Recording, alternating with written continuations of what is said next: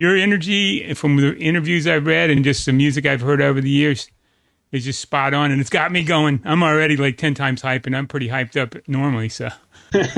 July 28, 2021, it's the Watt from Pedro show.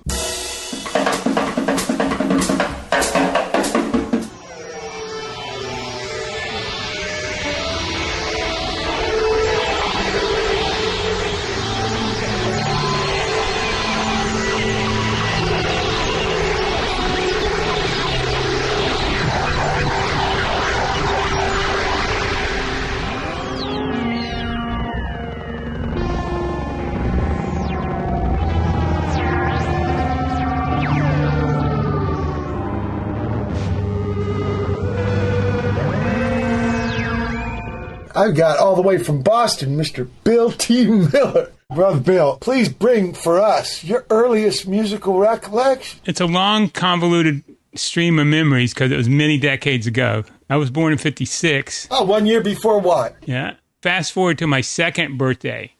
Super 8 film's rolling. My mom's shooting it. My dad's there with me, his younger sister, who's about halfway between us in age, so kind of like a big sister to me in a weird way. She's sitting there, and they whip out this toy piano. I whip it out of the box as a birthday present. Red toy piano, start banging. They're showing me how to bang, and I'm bing, bing, bing, hitting the keys.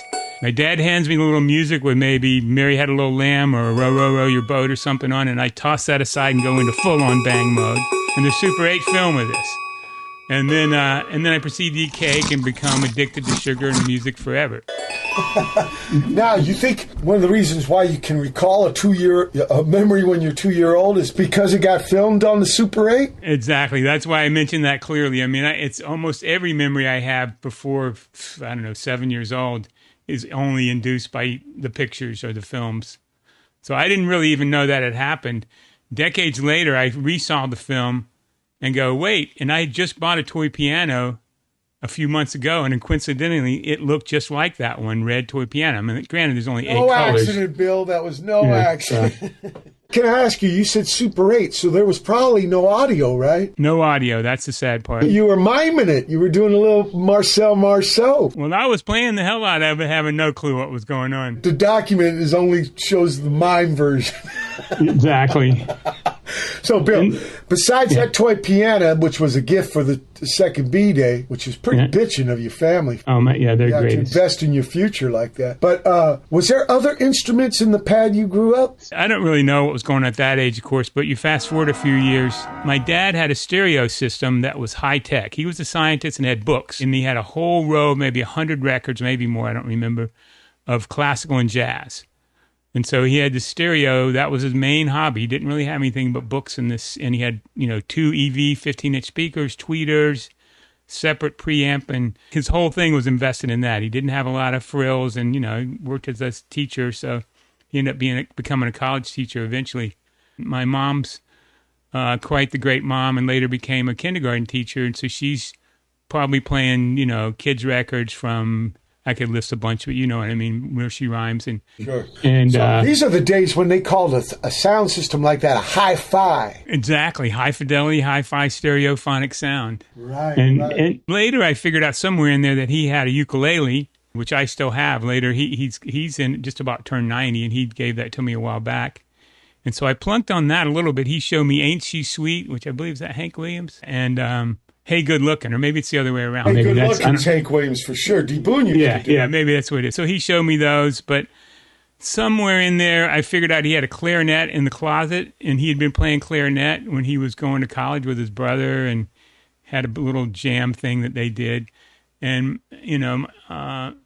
so there's music in the family. Yeah, but not pro stuff. And he pretty much, once he started having a family, I'm the oldest of 3. He put those aside and started concentrating on his science career and taking care of family. So I don't remember him pursuing any level, but he definitely has the jam in him, and he loved music.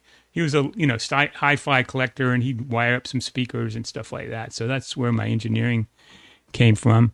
And you're saying you're the oldest, but you call your sister your big sister. Why? So I'm the oldest son, and I have 2 younger brothers. Now, my dad's younger sister who was 8 years older than me and 8 years younger than my dad, give or take a year. I got it. Was kind of like my big sister, like my youngest brother is 7 years. Now we're getting into too much math. But anyway, she's very important. My dad's younger sister, in that most kids, if they have an older brother or sister, they can kind of show them some stuff, and I didn't really have that. So, oh, it's your aunt. She's your aunt. Yeah, she's your aunt. Yeah, or aunt in Virginia, as they would say. That's right. That's right. Aunt or papa. Anyway, and so yes, so she is important. That's why I mentioned her. She was there at the toy piano. She was probably 10 years old. My grandfather was president of Madison College up in Harrisonburg, Virginia, in the mountains. So we're up there playing he had a grand piano, and I got to bang on that.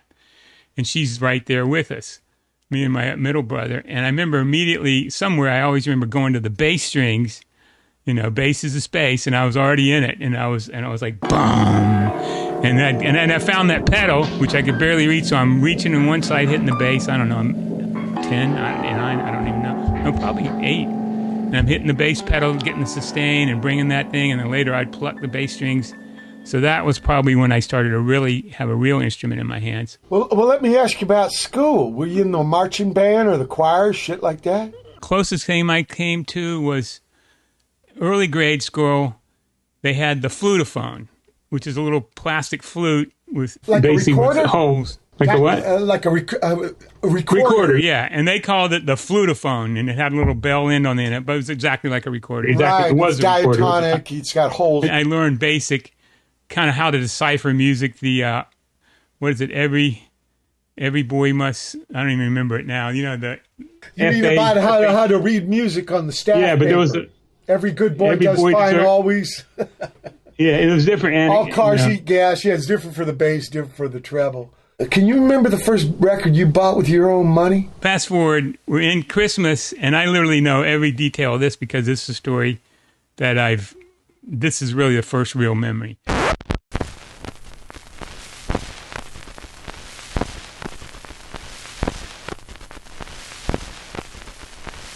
July 28, 2021, it's the Watt from Pedro show.